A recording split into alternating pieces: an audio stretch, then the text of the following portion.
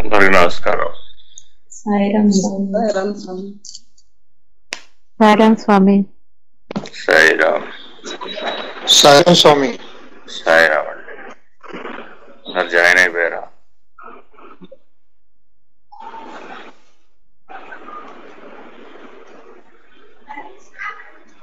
రావాల్సిన వాళ్ళు ఎవరు ఉన్నారు? అందరూ వచ్చేసినట్టే ఉన్నారుగా.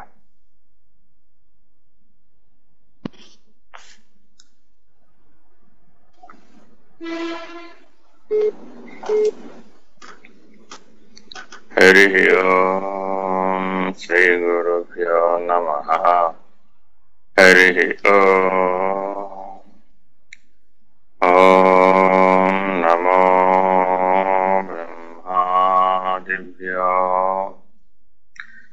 బ్రహ్మ విద్యా సాంప్రదాయ కర్తృభ్యో వంశ ఋషిభ్యో మహాభ్యో నమో గురుభ్యః. సర్వోపప్లవరహిత ప్రజ్ఞానఘన ప్రత్యగర్భో బ్రహ్మైవాహమస్మి. అహం పదార్థరహితః బ్రహ్మానందం పరమసుఖదం కేవలం జ్ఞానమూర్తిం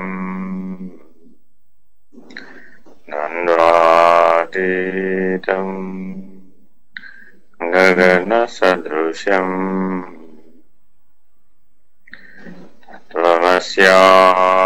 తత్వమస్యాదిలక్ష్యం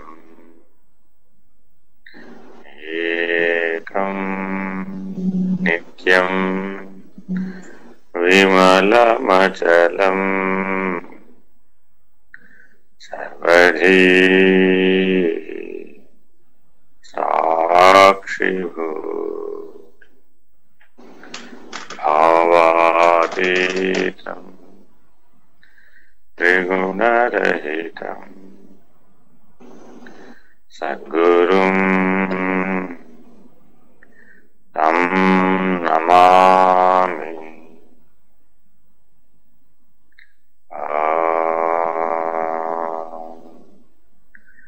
పూర్ణమదః పూర్ణమిదం పూర్ణాత్ పూర్ణముదచ్యతే పూర్ణస్య పూర్ణమాదాయ పూర్ణమేవావశిష్యతే.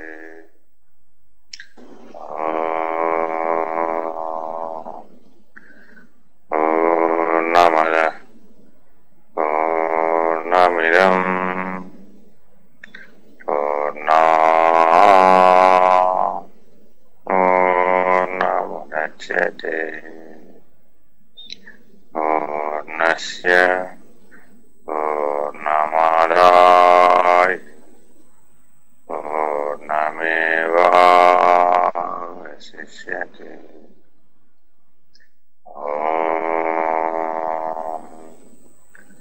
పూర్ణమదః పూర్ణమిదం పూర్ణాత్ పూర్ణముదచ్యతే పూర్ణస్య పూర్ణమాదాయ పూర్ణమేవావశిష్యతే.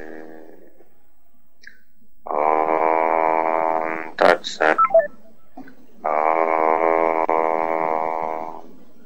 సహనా భవతు సహనౌ భునక్తు సహ వీర్యం కరవావహై తేజస్వి నావధీతమస్తు మా విద్విషావహై.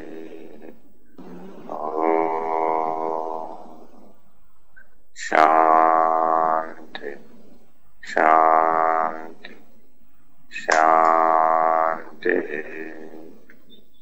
హరి ఓం. శ్రీ గురుభ్యో నమః. హరి ఓం.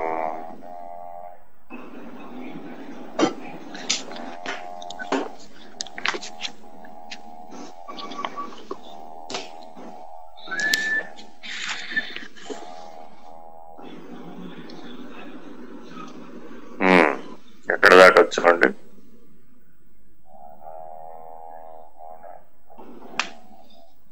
45వ పేజీ అనుకుంటా కదా.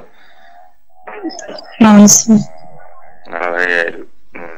ఇట్లా అనేక జన్మల సంబంధమైన దగ్గర నుంచి అనుకుంటా.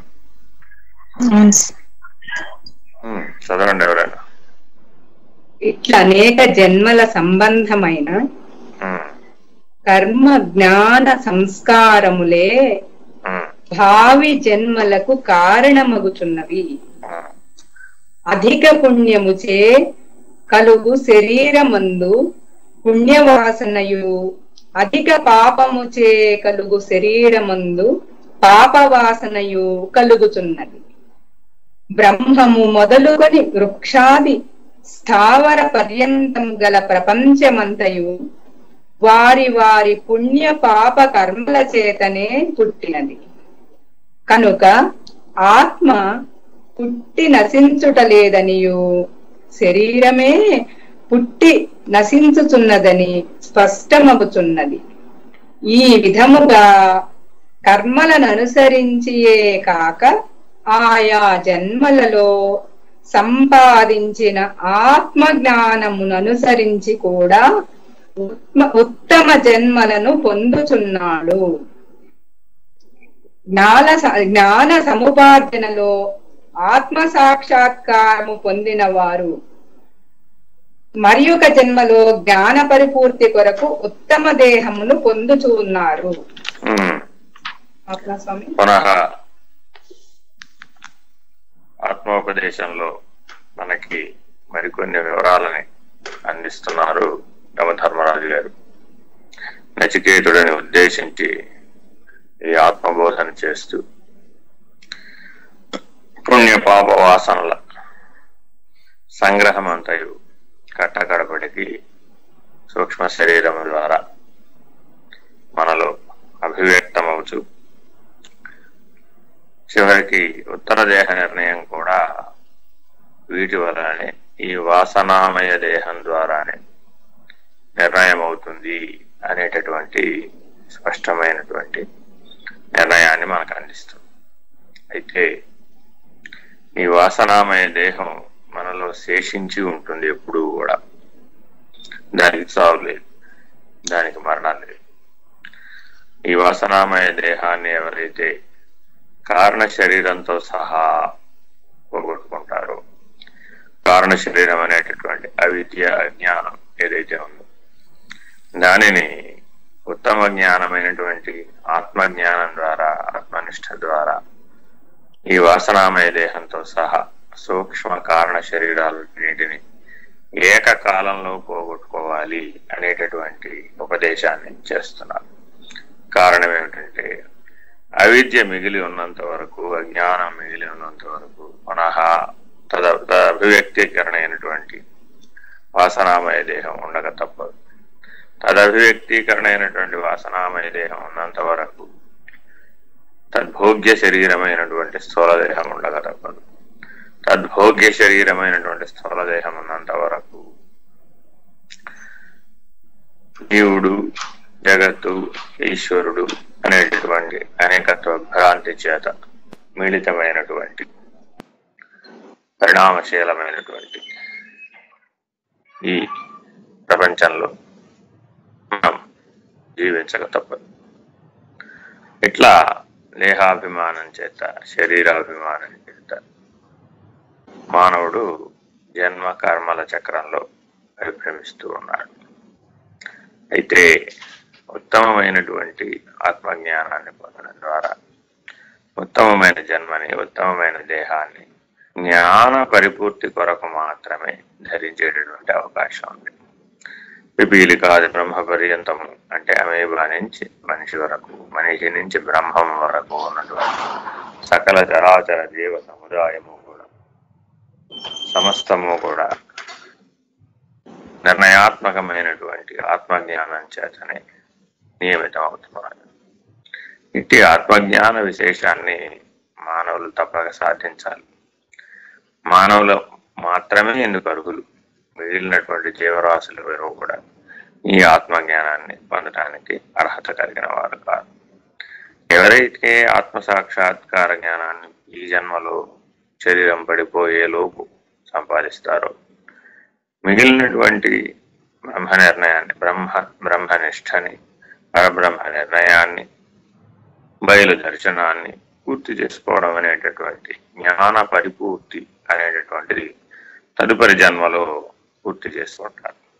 ఈ రకంగా ఆత్మసాక్షాత్కార జ్ఞానం నుంచి ఈ జన్మరాహిత్య స్థితి 3 జన్మలలోపు పూర్తవుతుందని పెద్దల వాక్యం. కాబట్టి అంటే ఆర్యాదర్పణ స్థానములు ఎవరైతే బిందు స్థానమును గుర్తిస్తారో, ఆపోజ్యోతిని గుర్తిస్తారో, స్వయం ప్రకాశమైనటువంటి ఆత్మసాక్షాత్కార జ్ఞానాన్ని పొందుతారో, పొందినప్పటి నుంచి 3 సార్లు దేహమును ధరిస్తారు అనేటటువంటి ఒక సాంప్రదాయం, ఒక ఆనవాయితీ కూడా ఆర్యవాక్యంలో ఉన్నది. ఆయా జన్మలలో సంపాదించినటువంటి ఆత్మజ్ఞానం అనుసరించి కూడా ఉత్తమ జన్మలను పొందుతున్నాడు అని యమధర్మరాజు గారు స్పష్టమైనటువంటి జన్మ కర్మ చక్రాన్ని నిర్ణయిస్తూ అజ్ఞాన వశముతో పుట్టేటటువంటి జీవభావ నిర్ణయమైనటువంటి దానిని విడపించుకొని జ్ఞానమైనటువంటి పరిపూర్ణ జ్ఞానాన్ని పొందటం నిమిత్తమై మాత్రమే ఈ ఆత్మజ్ఞాన విశేషం చేత, ఆత్మనిష్ట చేత నీవు చిట్ట చివరి జన్మలను పొంది ఆ జ్ఞానం పరిపూర్ణం చెందగానే, జన్మరాహిత్య స్థితిని సాధించగానే, ఏ కాలంలోనూ పుట్టనటువంటి, ఏ శరీరంలోనూ శరీరధారణ చేయనటువంటి స్థితిని సాధించడానికి నీవు ఉద్యుక్తుడు అవుతున్నావు. కాబట్టి ఆ జ్ఞానపరమైనటువంటి రుణానుబంధాన్ని కూడా తీర్చుకుంటాడు. చదువు. నచికేత స్వప్నావస్థయందు అంతఃకరణము కాక తక్కిన ఇంద్రియములన్నీయు తమ తమ కార్యములను నిర్వర్తించుటలేదు. అనగా శ్రోత్రాది ఇంద్రియములు శబ్దాది విషయములను గ్రహించుటలేదు. ఇవి అన్నీయు నిద్రించుతున్నవి, ఆత్మ నిద్రించుటలేదు.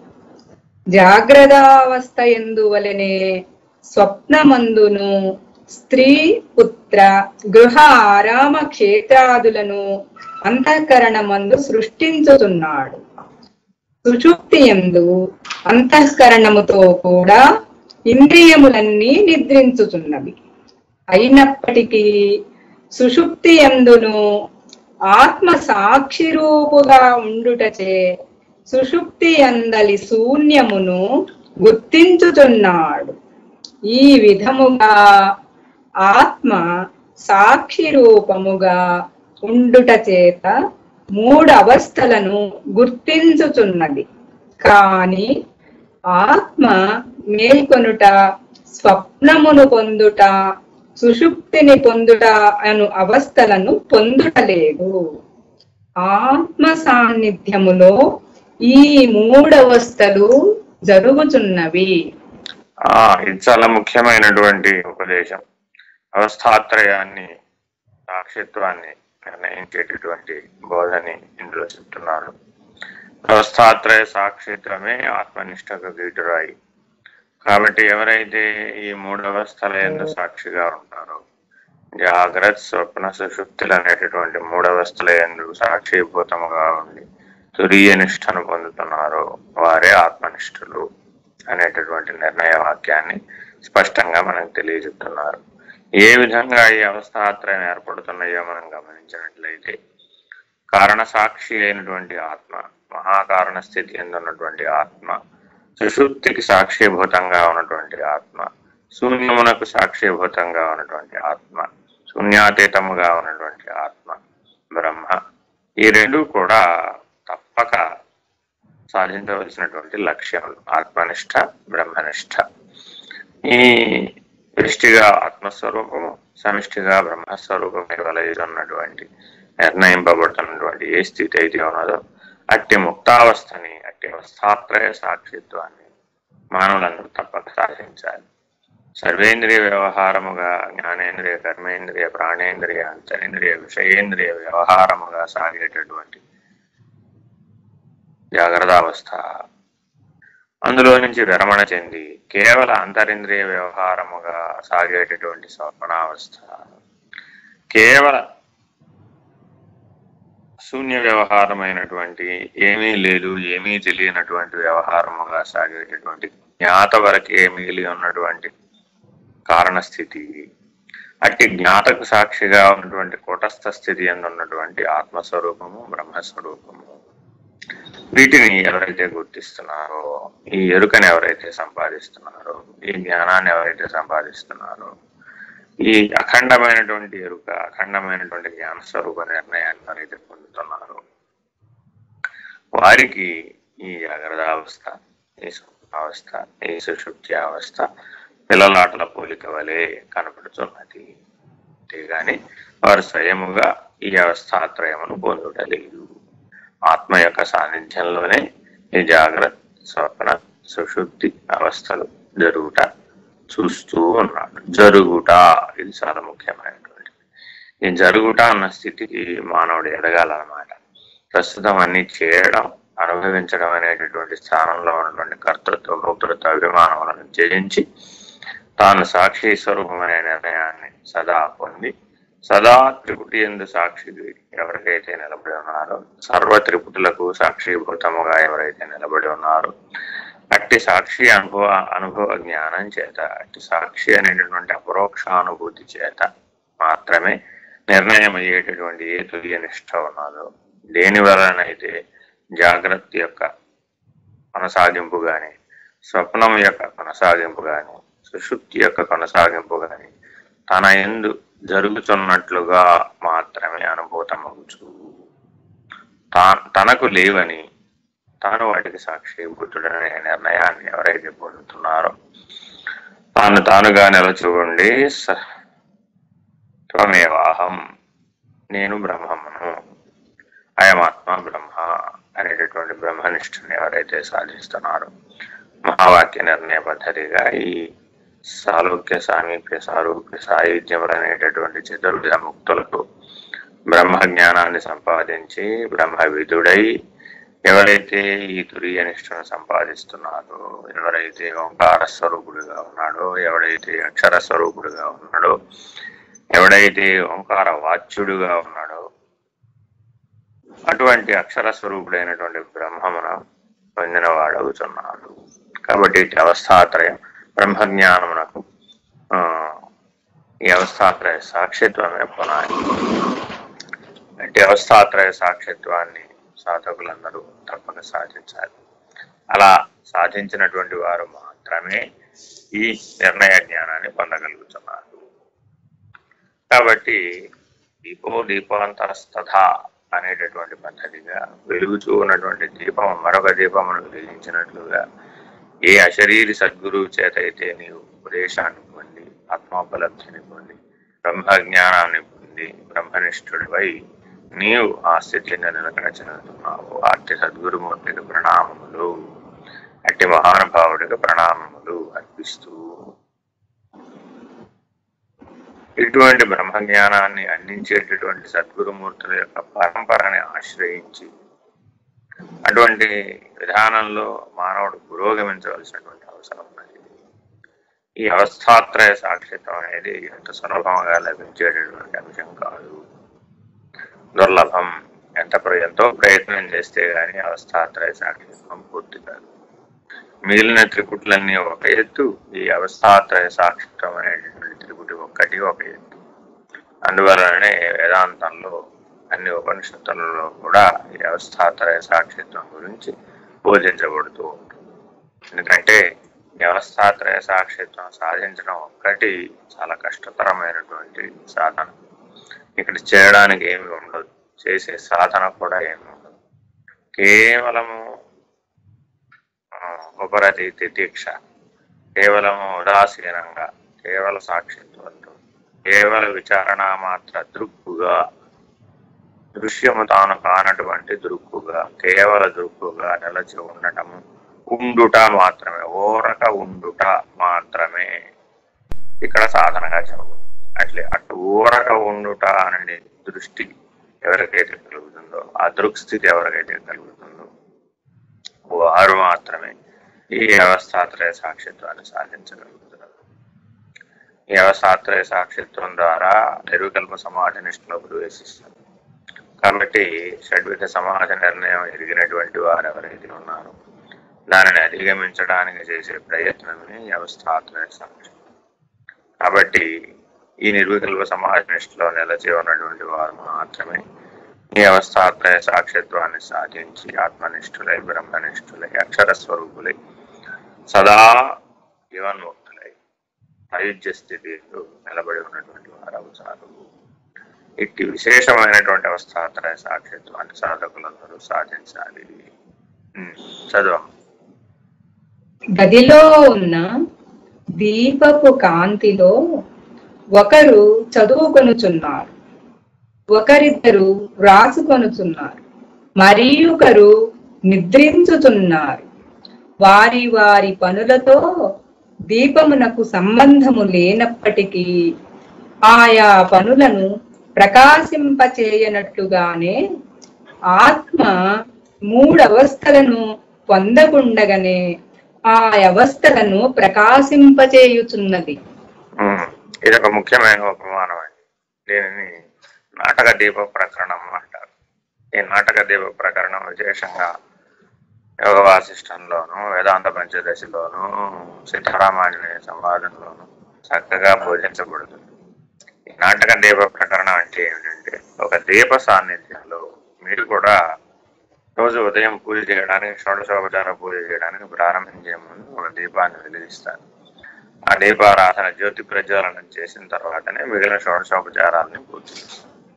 మానవత్వమైన, దైవత్వమైన, సాక్షిత్వమైన ఆ జ్యోతిర్బిందు స్థాన నిర్ణయం అయిన తర్వాతనే దాని సాక్షిత్వంతో నిర్ణయం చేసుకుని మిగిలిన పనులన్నీ చేసుకుంటాం. ఈ ఏ జ్యోతి ప్రజ్వలనం ఆధారంగా, ఏ దీప ప్రకాశం ఆధారంగా సమస్త కార్యములు నిర్వహించబడుతున్నాయో, సమస్త కర్మలు నిర్వహించబడుతున్నాయో అవి అన్నిటికీ కూడా దీపము సాక్షిగా ఉన్నది. ప్రకాశించడమే లక్షణముగా కలిగినటువంటిది. అట్టి ప్రకాశ లక్షణం కేవల ప్రకాశ లక్షణం మాత్రమే కలిగి ఉన్నటువంటి స్వప్రకాశ జ్ఞాన యొక్క సహాయం చేత, దాని సాన్నిధ్యం చేత జననం నుంచి మరణం వరకు ఉన్నటువంటి సర్వకర్మలు వాటిల్లుతున్నవి, సర్వకర్మలు చేయబడుతున్నవి, సర్వకర్తృత్వ భోక్తృత్వాభిమానం లేకుండా. కానీ వాస్తవమునకు, స్వప్రకాశమునకు ఎట్టి అభిమానము కానీ, ఎట్టి విధి కానీ, ఎట్టి కర్మ కానీ, ఎట్టి కాలత్రయము కానీ, ఎట్టి దేశత్రయము కానీ, ఎట్టి మలత్రయము కానీ, ఎట్టి రుణత్రయము కానీ, ఎట్టి షడ్వికారములు కానీ ఏవి ఏర్పడటలేదు. అది సర్వసాక్షి, తాను తానుగా నిలిచి ఉన్నటువంటిది, తాను తానైనటువంటి స్థితిలో ఉన్నది. సోహమేవాద్వయం, సోహమేవాద్వయం అనేటటువంటి సూత్రమున సాహం, నేను కేవలుడను అనేటటువంటి నిర్ణయమాత్ర స్వరూపుడుగా, లక్షణ స్వరూపుడుగా, లక్ష్య స్వరూపుడుగా, తాను తానుగా నిలిచి ఉన్నటువంటి ఏ బ్రహ్మమేదేమో అట్టి బ్రహ్మమే నేను అనేటటువంటి నాటక దీప ప్రకరణాన్ని నిజ జీవితంలో మానవుడు స్వానుభూతం నడుచుకోవలసినటువంటి అవసరం ఉన్నది. తన ఎందున్నటువంటి స్వప్రకాశ అపరోక్ష జ్ఞానం ఏదైతే కలదో అంటే స్వప్రకాశ అపరోక్ష జ్ఞానానుభూతి ఎందు సర్వ కర్మలు చేయబడుతూ ఆగామి కర్మ లేక ప్రారంభ కర్మం అనుభూతమగుచు, సంచితము దగ్ధమగుచు, జ్ఞానాగ్ని ఎందు సంచితము దగ్ధమగుచు నిర్ణయమును పొందేటటువంటి సాక్షిత్వ నిర్ణయమే బ్రహ్మనిష్ట. ఇట్లా కర్మబంధము నుంచి విడిపోయినటువంటి వాడై, జనన మరణ చక్రము నుంచి విడిపోయినటువంటి వాడై, జ్ఞానాగ్ని దగ్ధ కర్మాణం అనేటటువంటి ప్రధాన సూత్రమును అనుసరించి నాటక దీప ప్రకరణం చెప్పబడుతుంది. ఏ ప్రకాశం చేత అయితే సూర్యుడు సర్వసాక్షిగా ఉన్నాడు, ఏ ప్రకాశం చేతైతే సర్వ కర్మలు సర్వ సృష్టి జరుపబడుతూ ఉన్నదో అట్టి స్వప్రకాశమైనటువంటి అట్టి ఆత్మ ప్రకాశమునందు ఈ సమస్త సృష్టి కూడా ఈ సమస్త వ్యష్టి సమిష్టి భేదము లేక సర్వము అద్వయముగా నిలబడుతూ ప్రవర్తిస్తూ పుట్టు పోతూ సృష్టి స్థితి లయములను అనుభవిస్తూ తిరోధాన లయములను పొందుతూ పంచకృత్యములు పంచశక్తులు పంచబ్రహ్మలు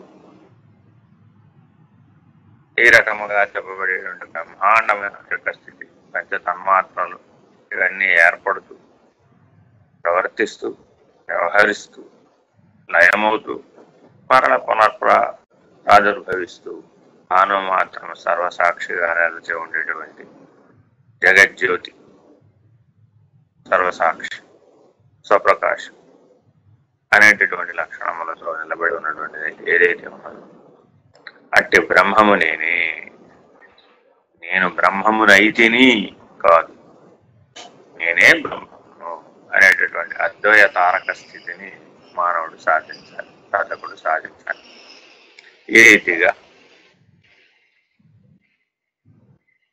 ఒక దీపాన్ని ఆశ్రయించి అనేక మంది అనేక పనులను చేసుకున్నప్పటికీ ఆయా పనులు కానీ పనుల యొక్క భావములు కానీ భావములకు ఆధారభూతమైనటువంటి ఉనికి కానీ దీపమునకు అంటకుండా ఎట్లా ఉండదు, ఆ దీపము సర్వదా సహస్రధా సర్వకాలములను ప్రకాశమయ లక్షణముగా ఎట్లా కలిగి ఉండదు, అట్టి స్వప్రకాశ స్థితిని ఆత్మనిష్ట బ్రహ్మనిష్ట మానవులందరూ తప్పక పొందాలి.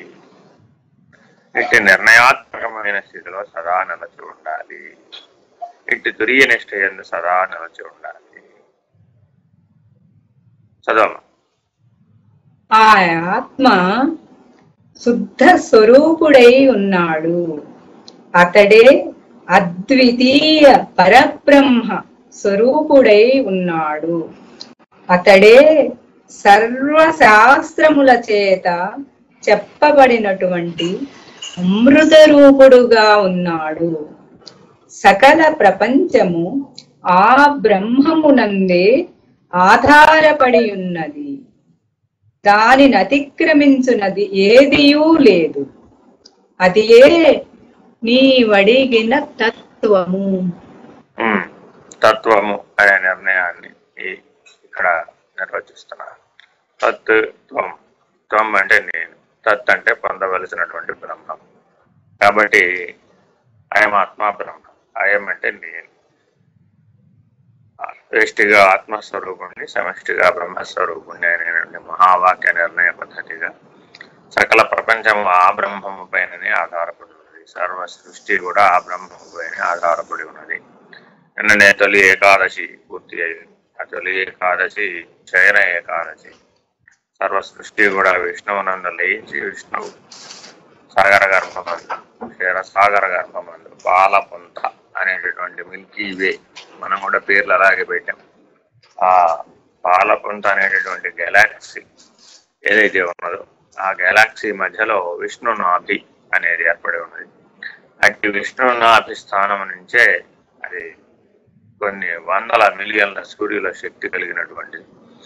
ఆ ఆకర్షణ వికర్షణ ప్రభావం చేతనే కొన్ని వందల కోట్ల వేల కోట్ల నక్షత్రాలు ప్రాదుర్భవిస్తూ పునః లయిస్తూ సౌర కుటుంబాలు జన్మిస్తూ ఆ సౌర కుటుంబాలు లయిస్తూ ఉన్నాయి.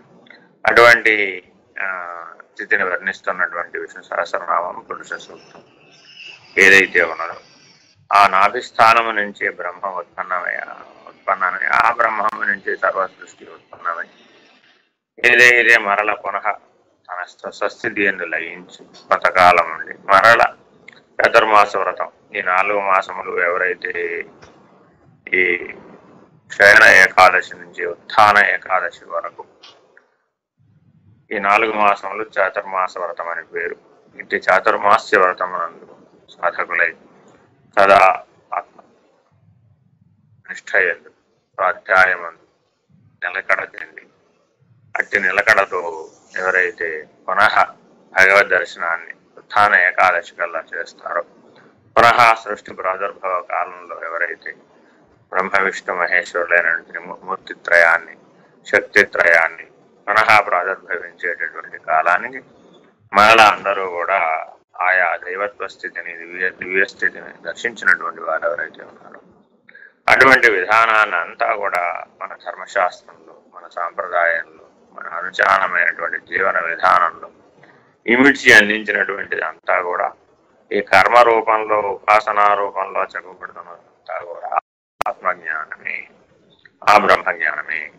కాబట్టి వేదసారమైనటువంటి వేదాంత పద్ధతికి నిర్ణయవాక్యమైనటువంటి అక్షర స్వరూపమైనటువంటి పురుషోత్తమ స్థితిని సూచించేటటువంటి ఏ బ్రహ్మజ్ఞానం అయితే ఉన్నదో, ఏ పరబ్రహ్మ నిర్ణయం అయితే ఉన్నదో అట్టి దానిని పొందటమే తత్వాన్ని సాధించుట. తత్వజ్ఞాన దృష్టి, తాత్వికమైన దృక్పథం అనేటటువంటి నిర్ణయాలతో చెప్పబడేటటువంటిది అంతా కూడా ఆ శుద్ధ స్వరూపమైనటువంటి అద్వితీయ బ్రహ్మస్వరూపమైనటువంటి సర్వశాస్త్రముల చేత నిరూపించబడుతున్నటువంటి అమృత స్వరూపముగా చెప్పబడుతున్నటువంటి ఏ బ్రహ్మమైతే ఉన్నదో, ఏ అక్షరమైతే ఉన్నదో ఆ స్థానమును, ఆ బ్రహ్మజ్ఞానమును, ఆ బ్రహ్మనిష్టను సాధించడమే మానవ జన్మ పరమావధి. ఇట్టి తత్వ నిర్ణయాన్ని, నిరూపణని యమధర్మరాజు గారు నచికేతుడి ద్వారా మానవాళికందరికీ కఠోపనిషత్తు ద్వారా అందిస్తూ ఉన్నారు. ఇంకను దాని గురించి మరిన్ని విశేషాలని తెలియజేస్తూ ఉన్నారు. ఈ బ్రహ్మనిష్ట యొక్క విశేష లక్షణాలని తెలియజేసే పనిలో ఉన్నారు. చదవం. ఈ విధముగా యమధర్మరాజు బ్రహ్మమును నిరూపించి సంశయ చిత్తులకు వారి సంశయములను పోగొట్టి ఆత్మజ్ఞానము స్థిరపడు నిమిత్తము మరల ఈ విధముగా బోధించుచున్నారు. నచికేత, అగ్ని కాల్చబడు కట్టెలు మొదలగు వస్తువుల కన్నా విలక్షణముగా ఉన్నప్పటికీ అగ్ని వాటి యందు ప్రవేశించి ఆ కట్టెలు పొడుగు, పొట్టి, గుండ్రము మొదలగు ఏ ఆకారముతో ఉన్నవో ఆ ఆకారమును పొందుచున్నది. పొడవుగా ఉన్న కట్టెను కాల్చునప్పుడు పొడుగుగాను, పొట్టిగా ఉన్న దానిని కాల్చునప్పుడు పొట్టిగాను, చక్రమును కాల్చునప్పుడు గుండ్రముగా ఉన్నట్టులా కనిపించుచున్నది. కాని అగ్నికి పొడుగు, పొట్టి రూపములు లేవు. విద్యుత్ శక్తి ఒక్కటే అయినను బల్బుతో చేరి ప్రకాశమును, ఫ్యాన్తో చేరి గాలిని, రిఫ్రిజిరేటర్ తో చేరి చల్లదనమును, హీటరుతో చేరి వేడిని, రేడియోతో చేరి శబ్దమును, ఆయా వస్తువులను బట్టి అనేకముగా ఉన్నట్టుల తోచినట్లు ఒక్కడే అయిన ఆత్మ సర్వభూతములకు, సర్వదేహములకు విలక్షణుడయ్యును అతి సూక్ష్మ రూపమున అంతర్యామి అయి ఆయా శరీరములలో ప్రవేశించి ఆయా శరీరమునకు తగిన రూపమును అనగా దేవ, మానవ, పశు, పక్షి, క్రిమి కీటకాది శరీర రూపము కలవాడుగా కనిపించుచున్నాడు. శరీరముల లోపలనే కాక వెలుపల విశ్వమంతటను ప్రకాశించుచున్నాడు. ప్రకాశం యొక్క లక్షణాన్ని, అగ్నితత్వాన్ని, శక్తి తత్వాన్ని, ఆత్మతత్వాన్ని ఒకేసారి ఒకే ఉపమానంతో నిరూపిస్తూ ఉన్నాడు. దీనికి ఏకశ్లోకి అని కూడా ఒక పేరు ఉన్నది. నాయన ఈ ప్రపంచం కనబడుతుందా అని గురువు గారు అడిగారు.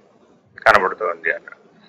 దేని ఆధారంగా ఈ ప్రపంచం కనబడుతోంది, దేని ఆధారంతో ఈ ప్రపంచాన్ని చూడగలుగుతున్నావు అని అడగానే శిష్యుడు ప్రకాశం ఆధారంగా ఈ ప్రపంచాన్ని గమనిస్తున్నాను, చూస్తున్నాను అన్నాడు. ఎందుకని అంటే ప్రకాశం లేకపోతే ప్రపంచం కనబడదు. అంధకార బంధనమైనటువంటి స్థితిలో ఏ కన్ను కనబడదు. కన్ను ఉన్నప్పటికీ ప్రకాశం లేకపోతే ఏమి కనబడదు. కాబట్టి ప్రకాశమే ఆధారంగా ప్రపంచాన్ని చూస్తున్నాడు. మరి నీ లోపల ఉన్న ప్రపంచాన్ని ఏ రీతిగా చూస్తున్నావు అనండి. నీ లోపల ఉన్న ప్రపంచం అంటే స్థూల సూక్ష్మ కారణ మహాకారణ, జీవుడుగాను ఈశ్వరుడుగాను. అంటే విశ్వ తైజస ప్రాజ్ఞ ప్రత్యేగాత్మలుగాను, అవ్యాకృత విరాట్ హిరణ్యగర్భ అవ్యాకృత పరమాత్మలుగాను. ఆ 4 ఈ 4 8 సాక్షి స్వరూపాలు ఉన్నాయి. ఈ 8 సాక్షి స్వరూపాలను కలిపితే